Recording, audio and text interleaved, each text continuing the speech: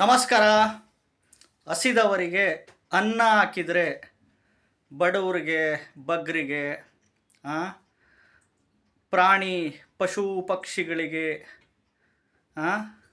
ಅನಾಥಾಶ್ರಮದಲ್ಲಿರೋರಿಗೆ, ವೃದ್ಧರಿಗೆ medicines ಔಷಧಿಗಳು ಕೊಡಿಸಿದರೆ ಖಂಡಿತವಾಗ್ಲೂ ಆ ದೇವರಿಗೆ ನೀವು ಸಾಲ ಕೊಟ್ಟಂಗೆ ದಾನ ಧರ್ಮಗಳು ಮಾಡ್ತಾಯಿದ್ರೆ ಖಂಡಿತವಾಗ್ಲೂ ಆ ಭಗವಂತನಿಗೆ ನೀವು ಸಾಲ ಕೊಟ್ಟಂತೆ.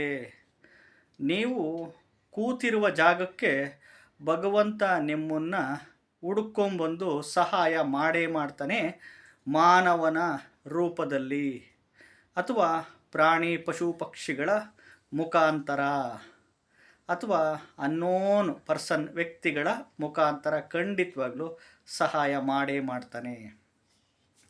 ಎಸ್ಪೆಷಲಿ ಈ ದೇವರ ದೃಷ್ಟಿ ಬಿದ್ದರೆ ಸಾಕು, ಭಿಕ್ಷುಕ ಕೂಡ ಕೋಟ್ಯಾಧಿಪತಿ ಆಗೇ ಆಗ್ತಾನೆ.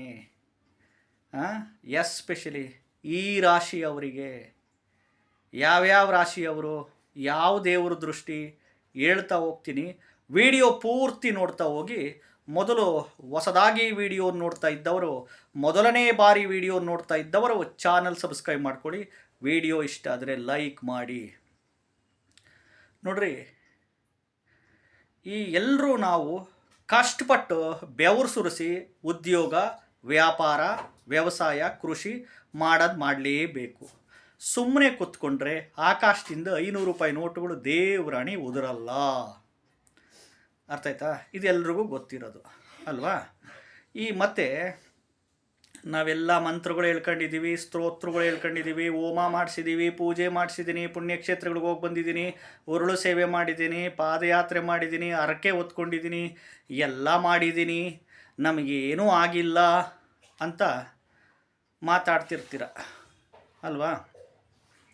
ಎಸ್ಪೆಷಲಿ ಈ ಮಂತ್ರಾಲಯದ ರಾಘವೇಂದ್ರ ಸ್ವಾಮಿಗೆ ಹುಣ್ಣಿಮೆ ಗುರುವಾರ ಬಂದಾಗ ಅಥವಾ ಗುರುವಾರ ಪುಷ್ಯ ನಕ್ಷತ್ರ ಬಂದಾಗ ಹೋಗಿ ದರ್ಶನ ಮಾಡಿ ಡಿಮ್ಯಾಂಡ್ ಮಾಡಿ ಕೇಳ್ಕೊಳ್ಳಿ. ಈ ದೇವರು ದೃಷ್ಟಿ ಬಿದ್ರೇ ಸಾಕು ನಿಮಗೆ. ಖಂಡಿತವಾಗ್ಲೂ ಭಿಕ್ಷುಕ ಕೂಡ ಕೋಟ್ಯಾಧಿಪತಿ ಆಗ್ಬಿಡ್ತಾನೆ. ತಿರುಪತಿ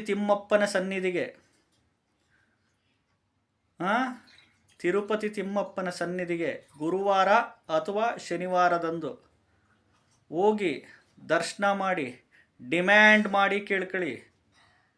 ಮೂರನೇದು, ಶನೇಶ್ವರ ಸ್ವಾಮಿ ಶನಿವಾರದಂದು ಶನೇಶ್ವರ ಸ್ವಾಮಿಗೆ ಹೋಗಿ ಎಳ್ಳು ಬತ್ತಿ ಹಚ್ಚಿ ಡಿಮ್ಯಾಂಡ್ ಮಾಡಿ ಕೇಳ್ಕೊಳ್ಳಿ.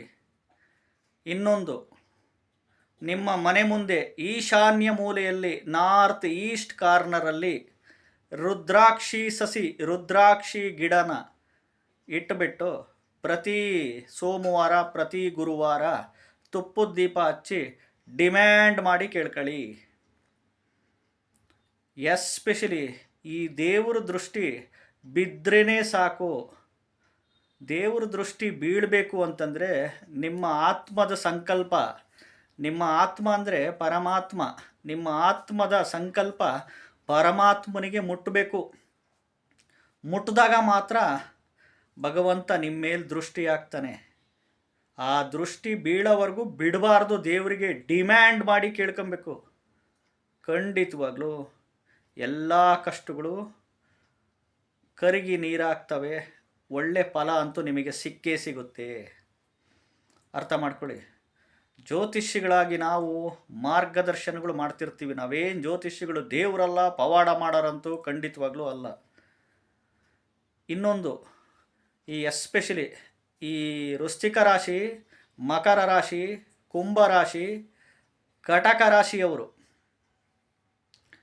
ಈ ತುಲಾ ರಾಶಿಯವರು ಡಿಮ್ಯಾಂಡ್ ಮಾಡಿ ಕೇಳ್ಕೊಳ್ಳಿ ದೇವರಿಗೆ. ದೇವರ ದೃಷ್ಟಿ ನಿಮ್ಮ ಮೇಲೆ ಬಿದ್ದರೆ ಸಾಕು, ಯಾವುದೋ ಟಾಪ್ ಲೆವೆಲ್ಗೆ ಹೋಗ್ತೀರ. ಮನುಷ್ಯನಿಗೆ ಏನೇನ್ರಿ ಬೇಕು ಇವತ್ತು ಮುಖ್ಯ? ಉಸಿರಿರೋವರೆಗೂ ಆರೋಗ್ಯ, ಉಸಿರು ಹೋಗೋವರೆಗೂ ದುಡ್ಡು, 500 ರೂಪಾಯಿ ನೋಟುಗಳು. ಒಳ್ಳೆ ಮಾನವೀಯತೆ ಇಟ್ಕೊಬೇಕು, ಸಂಸ್ಕಾರಗಳು ಇಟ್ಕೊಬೇಕು. ದಾನ ಧರ್ಮಗಳು ಮಾಡೋ ಅಂಥ ಪ್ರಕ್ರಿಯೆಗಳು ಇಟ್ಕೊಬೇಕು, ಒಳ್ಳೆ ಮನಸ್ಥಿತಿಗಳು ಇಟ್ಕೊಬೇಕು. ಇದ್ಬಿಟ್ರೆ ನಿಮಗೆ ನೀವೇ ಸಾಟಿ. ಅರ್ಥ ಮಾಡ್ಕೊಳ್ಳಿ.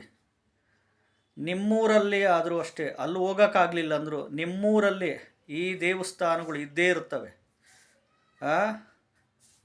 ಹೋಗಿ ದೃಷ್ಟಿ ಬೀಳೋವರೆಗೂ ಬಿಡಬೇಡ್ರಿ ದೇವ್ರನ್ನ. ಅವ್ರ ದೃಷ್ಟಿ ನಿಮ್ಮ ಮೇಲೆ ಹಾಕೋವರೆಗೂ ಬಿಡಂಗಿಲ್ಲ. ಡಿಮ್ಯಾಂಡ್ ಮಾಡಿ ಕೇಳ್ಕೊಬೇಕು. ಖಂಡಿತವಾಗ್ಲೂ ಒಳ್ಳೆ ಫಲ ಬಂದೇ ಬರುತ್ತೆ. ವಿಡಿಯೋ ಇಷ್ಟ ಆದರೆ ಲೈಕ್ ಮಾಡಿ. ಹೊಸದಾಗಿ ವಿಡಿಯೋ ನೋಡ್ತಾ ಇದ್ದವರು, ಮೊದಲನೇ ಬಾರಿ ವಿಡಿಯೋ ನೋಡ್ತಾ ಇದ್ದವರು ಚಾನಲ್ ಸಬ್ಸ್ಕ್ರೈಬ್ ಮಾಡ್ಕೊಳ್ಳಿ. ನಮಸ್ಕಾರ.